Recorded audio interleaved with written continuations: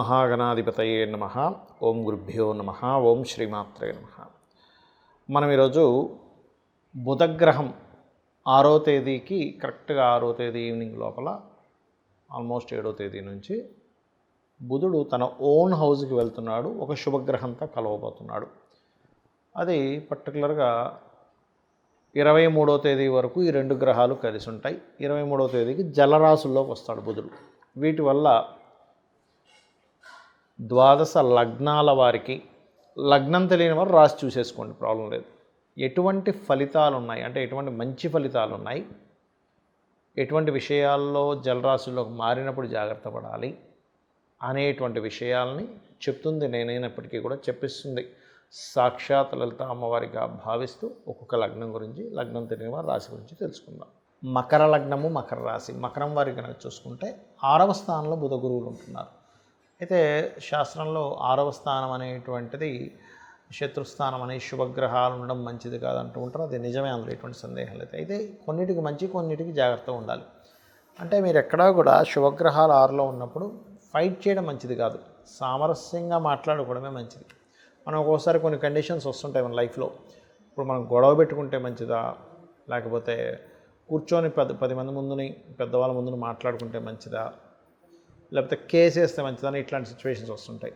Court కేసెస్కి అనుకూలత ఇస్తుంది ఇక్కడ, అందులో ఎటువంటి సందేహం లేదు. 6వ స్థానంలో ఎప్పుడైతే బుధుడు గురువు ఉన్నారు. కాకపోతే గొడవ పెట్టుకోవడానికి వాటికి మాత్రం ఈ బుధ గురువులు 6లో ఉన్నప్పుడు అనుకూలత కాదు.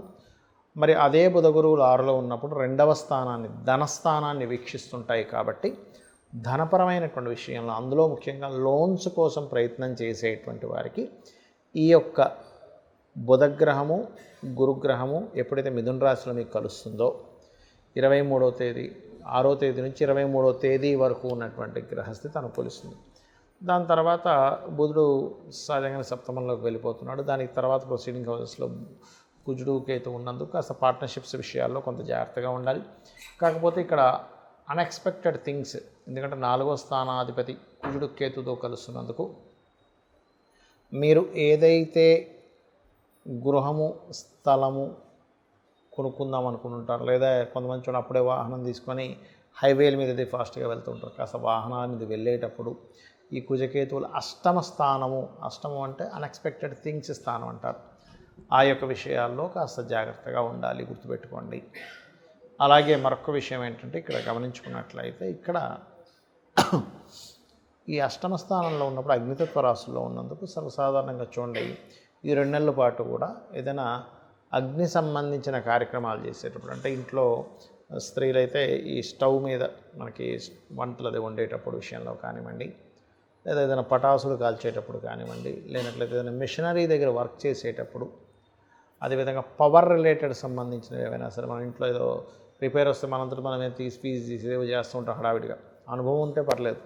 అటువంటి విషయాల్లో, అదేవిధంగా అష్టమ స్థానం అనేటువంటిది పూర్వీకుల ఆస్తి, అందులో ముఖ్యంగా తాతగారి ఆస్తికి సంబంధించిన విషయాన్ని చెప్తుంది మకరం వారికి. కాబట్టి మకర లగ్నం వారు ఎట్టి పరిస్థితుల్లో కూడా తాతగారి ఆస్తికి సంబంధించినటువంటి విషయంలో తొందరపాటు నిర్ణయాలు తీసుకోకండి.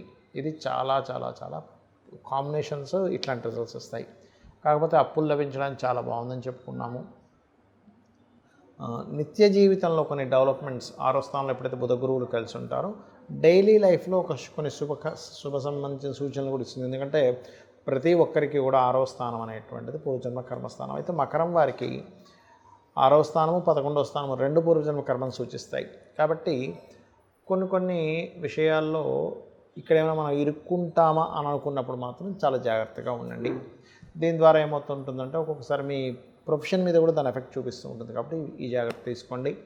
నిత్యము మీరు దత్తాత్రేయుని యొక్క ఆరాధన, కుజకేతు రవిగ్రహాల దగ్గర దీపారాధన, గోవులకి క్యారెట్స్, గ్రాసము తినిపించినట్లయితే దోషం అనేటువంటిది ఉండదు.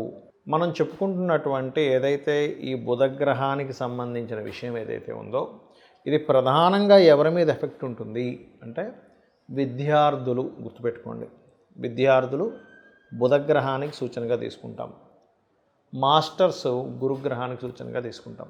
సో ఈ బుధుడు గురువు కలయిక వల్ల ఏమిటి అంటే, ఒకటి ప్రపంచవ్యాప్తంగా, దేశవ్యాప్తంగా తీసుకుంటే ఈ 2 గ్రహాలు ఎప్పుడైతే 6వ తేదీ నుంచి 23వ తేదీ వరకు కలిసి ఉంటున్నాయో షేర్ మార్కెట్కి ఒక మంచిది, మార్కెటింగ్ రంగాల్లో ఉండేటువంటి వారికి మంచిది.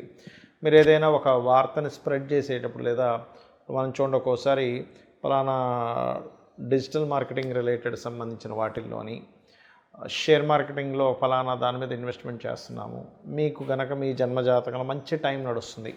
ఎప్పుడు కూడా మన పర్సనల్ చార్ట్లో ఎటువంటి ఫలితాలు వస్తున్నాయి, దానికి గోచారంలో ఏ గ్రహాల యొక్క కలయిక ఏర్పడుతుంది, ఈ రెండు కనెక్ట్ అవుతుంటాయి, గుర్తుపెట్టుకోండి ఎప్పుడు కూడా. అలా ఎటువంటి కనెక్టివిటీ ఏర్పడుతుంది, ఎటువంటి గోచారం వస్తుంది అనేది పర్టికులర్గా చూసుకోవాలి, గుర్తుపెట్టుకోండి. అలా వాటికి చాలా మంచిది ఇది.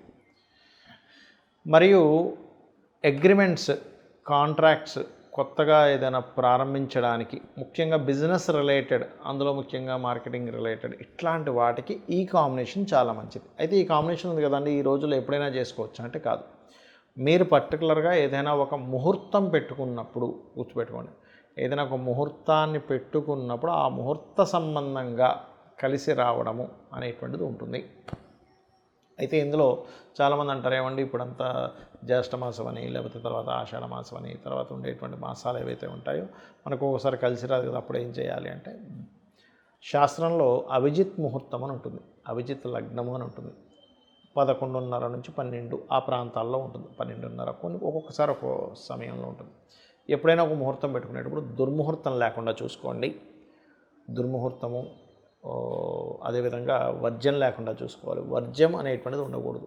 చాలామంది తెలియక కేవలం రాహుకాలం చూసుకుంటారు. రాహుకాలం తమిళనాడు సైడ్ వాళ్ళది, మనం పాటించడంలో తప్పేం లేదు, కానీ అది వాళ్ళకి పనికి వస్తుంది. గుళిక కాలం, రాహుకాలాలు అని.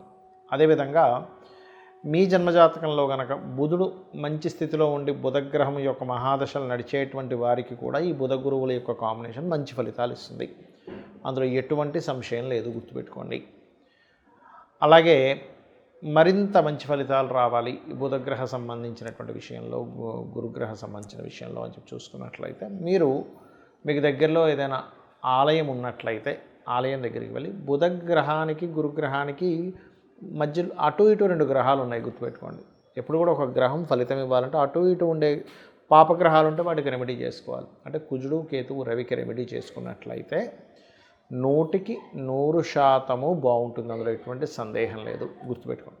అలాగే మరొక విషయం, గోవులకి క్యారెట్స్, గ్రాసము మరియు గోధుమ రవ్వ తినిపించడం ద్వారా ఆటంకములు ఏర్పడము, అనవసరమైన గొడవలు పడ్డము, ఇటువంటి వాటి నుంచి మీరు బయటపడతారు. ఇది దేశకాల పరిస్థితుల్లో ఒక రకంగా చెప్పాలంటే మనం గతంలో ఒక 3 నెలల క్రితమే చెప్పుకున్నాం, కొన్ని విభజనలకు దారితీస్తుంది అని. కేతు సింహంలోకి రావడం అనేటువంటిది ఖచ్చితంగా, కేతు ఎప్పుడైతే మనకి 7వ తేదీ వస్తున్నాడో అది రాబోయే ముందే విభజనలకు దారితీస్తుంది. ఖచ్చితంగా కొన్ని పార్టీలు చీలుతాయి. అయితే కొంతమంది అనుకుంటున్నారు కొన్ని పార్టీలు వెళ్ళి ఇంకో పార్టీలో కలుస్తాయని. కలవడం మాత్రం ఎట్టి పరిస్థితులు ఎక్కడా జరగదు ఈ విభజన కార్యక్రమాలలో ఉన్నప్పుడు. కాబట్టి ఖచ్చితంగా ఇది జరగనుంది. ఇక మీరు నిత్యము కూడా ఈ కేతుగ్రహము, కుజగ్రహము సింహరాశిలో ఉన్నప్పుడు దీన్ని పిశాచయోగం కూడా అంటారు. కాబట్టి ఎటువంటి ఇబ్బంది కలగకుండా అనుక్షణము మీరు చేసే ప్రతి పని కూడా సక్సెస్ అవ్వాలి అంటే కనుక సూర్య భగవానుడిని చూస్తూ చక్కగా చెంబులో నీరు తీసుకొని ఇలా పోయండి. ఆ సూర్యుల్లోనే గణపతిని, స్కందుడిని ఊహించుకుంటూ చేయండి. మీరే చూస్తారు అద్భుతమైనటువంటి రిజల్ట్స్ ఆ యొక్క స్వామివారు మీకు అందించడం జరుగుతుంది.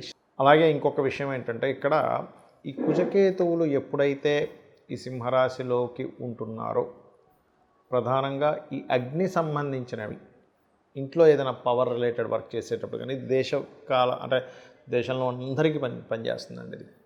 ఈ పవర్ వర్క్ చేసేది, లేదా స్త్రీలు ఈ స్టవ్ దగ్గర వంట వండేటువంటి సమయంలోని ప్రధానంగా జాగ్రత్తగా ఉండాలి.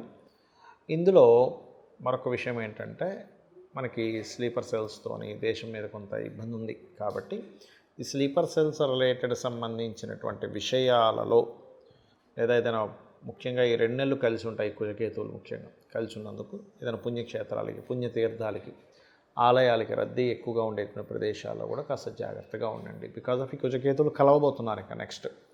సో చాలా కేర్గా ఉండాలి. ఒక 2 నెలల పాటు కలిసి ఉంటారు. మరియు ఎక్కడికైనా మీరు బయలుదేరేటప్పుడు గణపతిని, స్కందుడిని తలుచుకు బయలుదేరండి. అప్పుడు ఇటువంటి విషయాల్లోనే మీరు బయటికి వెళ్ళి ఇబ్బంది పడకుండా ఉంటారు. శ్రీమాత్రే నమః.